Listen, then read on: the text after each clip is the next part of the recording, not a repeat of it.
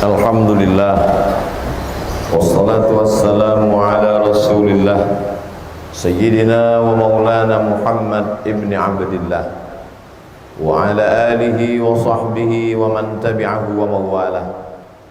Ashhadu an la ilaha illallah wahdahu la sharika lah wa ashhadu anna sayyidana Muhammadan abduhu wa rasuluhu la nabiyya ba'dah. Allahumma salli ala sayyidina Muhammadin an-nabiyil ummi wa ala alihi wa sahbihi wa barik wa sallim. Qala Allah ta'ala fil Qur'anil azim wa huwa asdaqul qailin. A'udzu billahi minasy syaithanir rajim. Ya ayyuhalladzina amanu taqullaha haqqa tuqatih wa la tamutunna illa wa antum muslimun. Wa qala ta'ala fi ayatin ukhra. Ya ayyuhalladzina amanu taqullaha wa qulu qawlan sadida yuslih lakum a'malakum wa yaghfir lakum dhunubakum wa man yuti'illaha wa rasulahu faqad faza fawzan 'azima. Ibadallah, usikum wa nafsi bi taqwallahi wa ta'atihi faqad fazal muttaqun. Hadirin jamaah Jumat yang dimuliakan Allah Subhanahu wa taala. Nabi Muhammad sallallahu alaihi wasallam menceritakan tentang umat sebelumnya yang disebut dengan Bani Israel. Umur mereka 80 tahun. Malamnya beribadah kepada Allah, sedangkan siangnya berjihad fi sabilillah. La ya'sunallaha tarfata 'ainin, tidak pernah berbuat dosa kepada Allah walaupun sekedip mata. Ketika Nabi bercerita tentang 4 orang dari kalangan Bani Israel 80 tahun tidak pernah berbuat dosa walau sekedip mata, malamnya beribadah, siangnya berjihad. Ketika itu sahabat Nabi merasa bersedih hati, karena umur umat Nabi Muhammad SAW baina sittina wa sab'in, antara 60 sampai 70 tahun. Dipotong masa tidur, bekerja, mengurus keluarga, mencari nafkah, bertani, berniaga, mencari penghidupan. Rasanya tidak mungkin bisa mengimbangi 4 orang dari kalangan Bani Israel itu. Allah Subhanahu wa ta'ala yang maha kasih dan sayang tidak membiarkan sahabat Nabi SAW dalam keadaan bersusah hati. Maka malaikat Jibril membawa satu surat. A'udzubillahi minasyaitonir rajim. Inna anzalnahu fi lailatul qadr wa ma adraka ma lailatul qadr lailatul qadri khairum min alfi syahrin. Ada satu malam, siapa yang beribadah pada malam hari itu lebih baik dari 83 tahun. Wahai sahabat Nabi Muhammad sallallahu alaihi wasallam, wahai umat Nabi Muhammad sallallahu alaihi wasallam, kalau kalian merasa berkecil hati, berduka karena ada 4 orang dari kalangan Bani Israel, umur mereka 80 tahun, tak pernah sekedip mata pun berbuat dosa kepada Allah, malamnya beribadah, siangnya jihad fisabilillah, maka umat Nabi Muhammad SAW satu malam saja dia beribadah lebih baik daripada 83 tahun. Jadi kalau 10 tahun umurnya dia mendapatkan Lailatul Qadar setiap tahun, maka 83 tahun kali 10 sama dengan 830 tahun. Umur umat Nabi Muhammad SAW boleh jadi lebih pendek, usianya boleh jadi tidak sepanjang usia Bani Israel, tapi ada keutamaan. Itulah mengapa Nabi Musa alaihi salam, apa kata Nabi Muhammad SAW tentang Nabi Musa? Lau kana Musa hayyan ma wasa'ahu illa yattabi'ani. Seandainya Nabi Musa hidup hari ini, maka dia pasti akan menjadi umatku, dia pasti mengikut aku. Nabi-nabi ingin menjadi umat Nabi Muhammad sallallahu alaihi wasallam. Walaupun umat ini umat yang terakhir, tapi yang pertama kali masuk ke dalam surga adalah umat Nabi Muhammad sallallahu alaihi wasallam. Mengapa demikian? Karena mereka datang menghadap Nabi Adam alaihissalam. Pada saat bangkit di padang mahsyar, panas terik sejengkal dari ubun-ubun. Ada yang tenggelam karena peluh keringatnya sampai ke mata kaki. Ada yang sampai ke pinggang, ada yang sampai ke dada, ada yang sampai ke leher, ada sampai ke ubun-ubunnya. Lalu kemudian mereka meminta kepada Nabi Adam, menghadaplah kepada Allah. Nabi Adam mengatakan, aku malu menghadap Allah, karena aku pun juga pernah melakukan kesilapan dan kesalahan. La taqraba hadhihi syajarah, jangan dekati pohon kuldi ini. Lalu kemudian fa'azallahuma syaitan, setan menggoda. Lalu kemudian Nabi Adam bertaubat kepada Allah, Rabbana zalamna anfusana wa illam taghfir lana wa tarhamna lanakunanna minal khasirin. Mereka datang menghadap kepada Nabi Nuh alaihissalam. Kata Nabi Nuh, aku memanggil anakku, ya bunayyar kam ma'ana, wahai anakku Kan'an, marilah naik ke atas perahu bahtera ayah.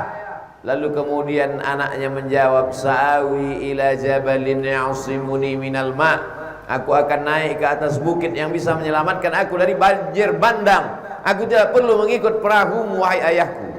Nabi Nuh malu menghadap Allah Subhanahu wa ta'ala. Lalu kemudian sampailah ucapan itu kepada Sayyidina wa Maulana Muhammad sallallahu alaihi wasallam. Itulah mengapa umat ini yang pertama mendapatkan syafaatun uzma. Itulah mengapa umat ini yang pertama kali menginjakkan kaki ke dalam surga. Itulah mengapa umat ini yang mendapatkan keutamaan yang tidak didapatkan umat yang lain. Itu karena Sayyidina wa Maulana wa Syafi'ina wa Zukhrina wa Qurrati A'yunina Muhammad sallallahu alaihi wasallam menjadi kebanggaan menjadi umat Nabi Muhammad sallallahu alaihi wasallam. Dia yang begitu hebat, begitu dahsyat syafaatnya, dia tetap berdoa meminta kepada Allah, Allahumma barik lana fi Rajab wa Sya'ban, berikan kami berkah di bulan Rajab, berikan kami berkah di bulan Sya'ban, wa ballighna Ramadan, sampaikan kami ke bulan Ramadan. 60 hari sebelum nampak hilal Ramadan, dia sudah berdoa meminta supaya disampaikan ke bulan Ramadan. Padahal dia dijamin masuk surga, padahal alam terkembang karena dia, padahal dialah yang mengetuk pintu surga pertama kali, padahal dialah yang membuat Allah Subhanahu wa ta'ala kasih dan sayang kepada umat ini. Wa ma arsalnaka illa rahmatan lil alamin. Tidaklah kedatanganmu wahai Muhammad sallallahu alaihi wasallam melainkan menjadi rahmat kasih sayang bagi semesta alam. Maka dia pun meminta agar sampai ke bulan itu. Bulan itu adalah bulan yang dirindukan oleh para nabi.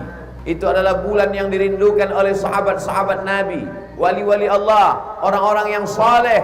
Sampai-sampai sahabat Nabi mengkosongkan waktunya khusus untuk bulan tersebut. Itulah yang dilanjutkan oleh para alim ulama. Imam Malik bin Anas meninggal tahun 179 Hijrah. Makamnya di pemakaman Baqi di samping Masjid Nabawi. Ketika di bulan-bulan yang lain dia membuka pengajian kitab Muwatta. Kitab Muwatta adalah kitab hadis-hadis yang dikumpulkan oleh Imam Malik bin Anas, gurunya Imam Syafi'i rahimahullah radhiyallahu an. Tapi pada bulan Ramadan Imam Malik menutup kitab Muwatta. Beliau lebih banyak mengkhatamkan Al-Quran. Karena syahrul Ramadan alladzi unzila fihi Al-Quran, karena bulan Ramadan adalah bulan diturunkannya Al-Quran. Lalu kemudian muridnya bernama Imam Muhammad bin Idris Asy-Syafi'i, meninggal tahun 204 Hijrah. Makamnya di Fustat, Kairo, Afrika Utara, Mesir saat ini. Imam Syafi'i diriwayatkan oleh Imam Az-Zahabi dalam kitab biografi para ulama Syiar A'lam An-Nubala. Wa kana Muhammad bin Idris Asy-Syafi'i yukhtimul Qur'ana fi Ramadan 60 khatamah. Imam Syafi'i mengkhatamkan Quran di bulan Ramadan 60 khatamah, 60 kali khatam. Begitulah mereka mensyukuri nikmat umur disampaikan ke bulan Ramadan. Tidak ada waktu yang kosong hampa, semuanya bernilai. Dan yang paling utama di antara mengisinya adalah bulan yang diturunkan saat itu. Dipilih Allah, inna anzalnahu fi lailatin mubarakah, kami turunkan Al-Quran itu pada malam yang penuh dengan keberkahan. Berkah ziyadatul khair, lebih dari kebaikan yang semestinya, lebih dari sekedar kebaikan yang seperlunya, melebihi dari malam-malam yang lain. Tapi dalam setahun ada 360 malam. Malam yang mana di antara malam-malam itu maka dipersempit dari 360 malam menjadi 29 sampai 30 malam. Syahrul Ramadhan alladzi unzila fihi al-Qur'an. Al-Quran diturunkan pada malam bulan Ramadhan. Malam yang mana? Maka Imam Abul Fida Ismail Ibnu Katsir dalam kitab Tafsir Al-Quranil Azim menyebutkan beberapa pendapat para ulama. Ada ulama yang berpendapat pada malam pertama bulan Ramadhan. Ada ulama yang berpendapat pada malam 3 Ramadhan. Ada yang mengatakan pada malam 5 Ramadhan. Ada pula yang berijtihad mengatakan malam 7 Ramadhan. Ada di antara mereka yang mengatakan malam 9 Ramadhan. Lalu kemudian di antara pendapat Imam Syafi'i mengatakan 17 Ramadhan. Itulah mengapa masyarakat Indonesia, Asia Tenggara, Malaysia, Brunei Darussalam memperingati nuzul Quran pada malam 17 Ramadhan. Ada pula yang mengatakan pada 10 terakhir Ramadhan berdasarkan hadis Nabi. Nabi i'tikaf di 10 hari terakhir Ramadhan, dan Nabi berpesan taharru lailatul qadri fil ashril awakhir min Ramadhan. Carilah dia 10 terakhir Ramadhan. Mengapa Allah tidak menetapkan malamnya? Mengapa hanya menetapkan bulannya? Supaya malam-malam di bulan itu tidak ada yang kosong daripada menghidupkan qiyamul lail. Qiyam, bangun. Afsyus salam, tebarkan salam. At'imut ta'am, bagi makanan. Jangan sampai ada orang kelaparan. Berikan santunan beras, nasi bungkus, nasi kotak. Jangan sampai ada yang tak makan. Lalu kemudian wa tusalli bil laili wan nasu niyam. Wa tusallu bil laili wan nasu niyam. Pada saat manusia tertidur lelap, engkau tegak bermunajat, berdoa di waktu malam. Tidak ada malam yang kosong daripada beribadah. Selesai salat Isya biasanya pulang ke rumah. Di malam-malam Ramadan dilanjutkan dengan tarawih.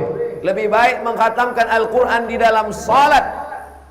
Maka Umar bin Khattab mengangkat sahabat Nabi bernama Ubay bin Ka'ab untuk menjadi imam salat tarawih di Masjid Nabawi, kota Al-Madinah Al-Munawwarah. Maka satu malamnya 1 juz, 30 malam 30 juz. Itulah yang dilanjutkan sampai hari ini di Masjidil Haram, di Masjid Nabawi. Beberapa masjid di kampung halaman di negeri Melayu tetap melaksanakan 1 malam 1 juz untuk mengajar khatam Quran dalam salat.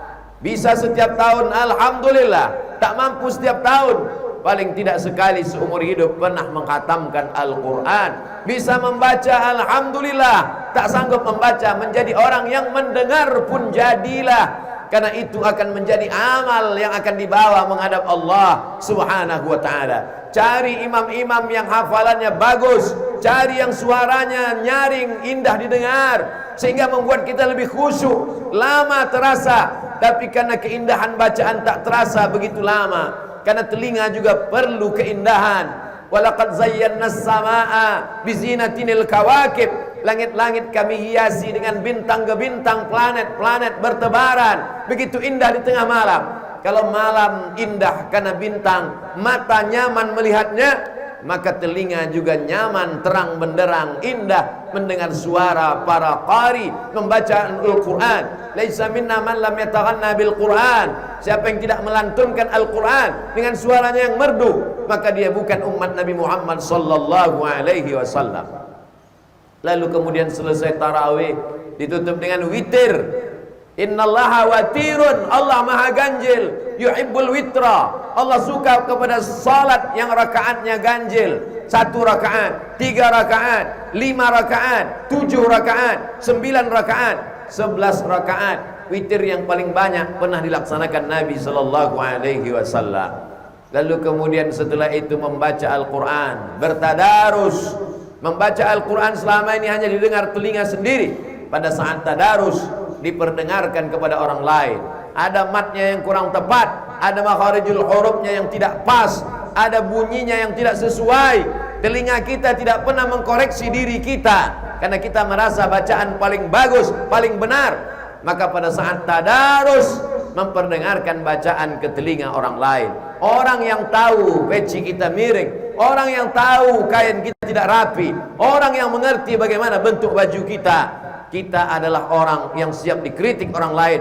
filosofi yang terkandung dalam tadarus. Setelah itu pulang ke rumah, tidak boleh orang hanya memikirkan ibadah lalu tidak tidur di tengah malam. Sahabat Nabi bernama Amr bin As, Abdullah bin Amr bin As, dilaporkan oleh ayahnya Amr bin As kepada Nabi Muhammad SAW. Lalu Nabi memanggil Abdullah bin Amr bin As. Katanya engkau tidak tidur malam, katanya engkau tidak makan, katanya engkau tidak mendekat kepada istrimu. Maka kata Nabi SAW menegur Abdullah bin Amr bin As, inna li jasadika alaika haqqan, badanmu perlu hak, kasih dia makan, kasih dia minum. Inna li ainika alaika haqqan, matamu punya hak, kasih dia tidur. Inna li ahlika alaika haqqan, istrimu punya hak, beri dia perhatian. 3 yang tidak boleh dianiaya: badan kasih makan, mata kasih tidur, istri berikan perhatian. Itu pesan Nabi SAW.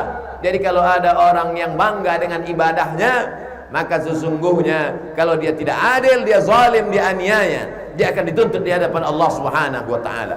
Selesai tadarus, berikan hak mata, tidurlah sampai pada waktunya. Wa minal laili, dari sebagian malam, fatahajjat, bangkit, lawan tidur, tegak berdiri menghadap Allah, hilangkan kantuk dengan berwudu, mandi lebih baik, lalu setelah itu bermunajatlah kepada Allah Subhanahu wa taala.